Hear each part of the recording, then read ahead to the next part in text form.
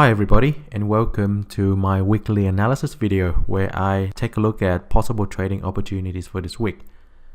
Now this week's video will have a slightly different format, and the reason for that is because I am watching a possible long trade on the Aussie Japanese Yen 15 minutes chart right now as I'm making the analysis video. I can only have one active screen recorder happening at one time, so if the trade does come up, I would have to pause the weekly analysis video and switch over to take the trade. So what you're looking at on screen right now is the Aussie Japanese Yen on the 15 minutes chart, and I'll quickly go through with you why I'm looking to take a long trade. So looking at the very small time frame 15 minutes chart, I have identified a possible double bottom just under support at 76.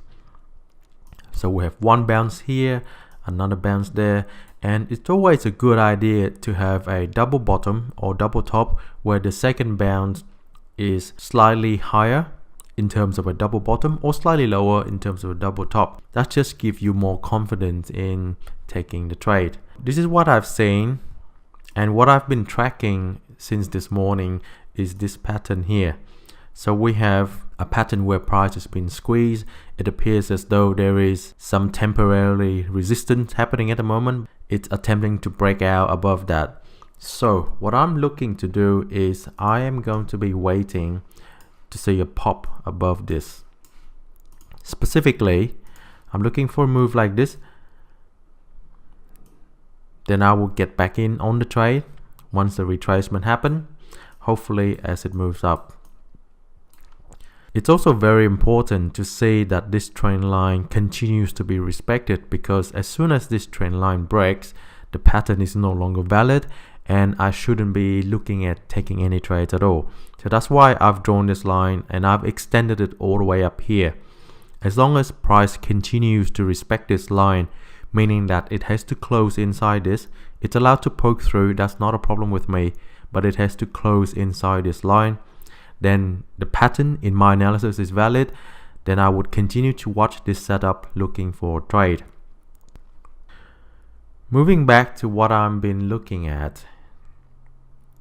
First currency pair that's on my list today is going to be the Australian New Zealand dollar. Now this pair has been rather tricky to trade in the last few weeks. We had several days of very messy price action followed by a new spiked up, got pushed down again. And right now it appears as though price could be pushing lower towards 1.0540. This is a support level in my eyes, so if price does continue to get there, I'm going to be looking at how it reacts to this level, possibly looking for a long trade if it does come up. Next, let's take a look at the Euro Australian dollar. I had a trade taken from this pair last week and it turned out to be a loser. So we'll go through that with you very quickly. From last video, I was speaking about a possible reversal, mentioning that this could be the beginning of the turnaround. And as I was making video, this candle was still active. So as it turned out, the candle closed, in my eyes, is a strong bullish candle. So I got in on a retracement around there. And unfortunately, I was stopped out the following day. My stop loss was up here. Since then, price has continued to push forward, and in fact, if it does come back down again to retest this level, this is where I am interested in taking a long trade if it actually does come up like that. So we'll see what happens. Next currency pair is the USD Japanese Yen. What happened to this pair from yesterday is that it opened with a small gap down and it actually closed below 109.80. So right now this could represent a possible short trading opportunity on a smaller time frame. What I'm going to be looking for is I'm going to be looking at a smaller time frame such as the 4-hour chart or lower, looking for a retracement, perhaps a possible retest at this level. So we're looking at a touch up here. That does happen, then I'm going to be looking for signs that sellers can take in control and trade it on the way down if that is indeed the case. Next is the New Zealand Japanese Yen, where I had another losing trade from last week. it was not a good week for me in terms of results.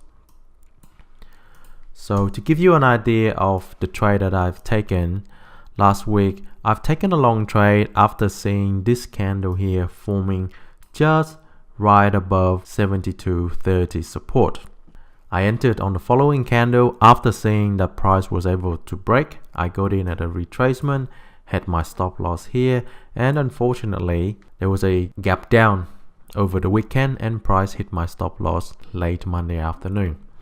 There was nothing that I could have done for this trade in order to get out earlier because I'm trading on a daily chart. I have to wait for the candle to close before I make a trading decision. So the situation is now that there is a possible pullback, which means I'm going to be looking for a short trade at around about 72.30. So we'll be looking to watch this level once again on the much smaller time frame, hopefully to see if we can catch a retracement back and get in on the short side.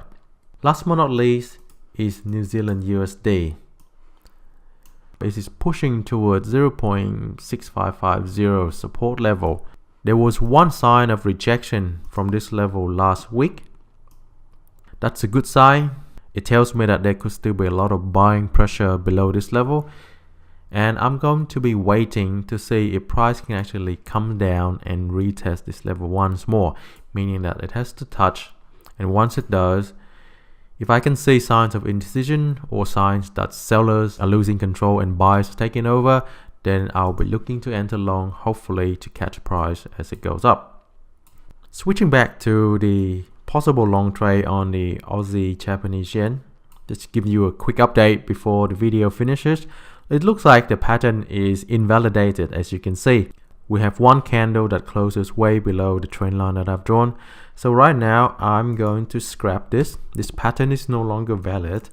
However, my next interest would be looking to see how this level would hold, because sometimes what price can do is that it can get stuck in a range. So at a big push up, it might end up doing this for a while before breaking up again. It can also break down, so I would prefer to trade it on the upside, because taking the trade on the downside means that I have to put my target wisely, and right now going short, putting a target is going to be very close to 76 support level, and that might not give me the right reward to risk ratio that I'm looking for. So hence that's why I'm favoring the long side at the moment.